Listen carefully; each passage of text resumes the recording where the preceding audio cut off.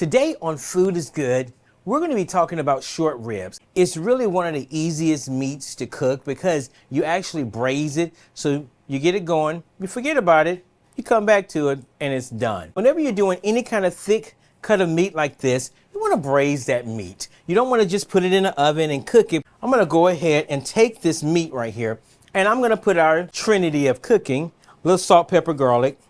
And I'm going to start off with the fat, meaty part down. I'm going to take this right here, and we're browning it off. We're already browned it off on one side. We're going to brown it off on the other side, and then we're going to finish it off in the oven. Before we finish it off in the oven, we're going to take this off. Then we're going to add some of our mirepoix with it. So we're going to add some carrots, some onions, and mushrooms to this right here. And we have the onions and mushrooms in here. What I'm going to do with this is I am going to add a little flour to it to thicken up our broth. I'm also going to add just a little tomato paste to this.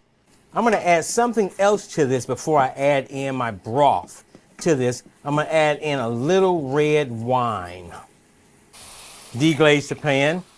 So what I'm going to do now is I'm going to add a little beef broth. And then I'm going to put my short ribs back in here. You don't want the broth or the gravy or stock, whatever you call it here.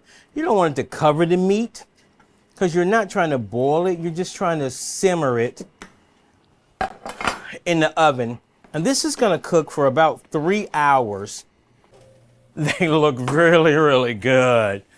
I'm going to take a little of this broth, put across it.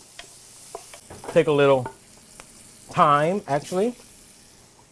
Guys, it looks amazing here. Let's try it. I know I shouldn't talk with my mouth full, but that is good.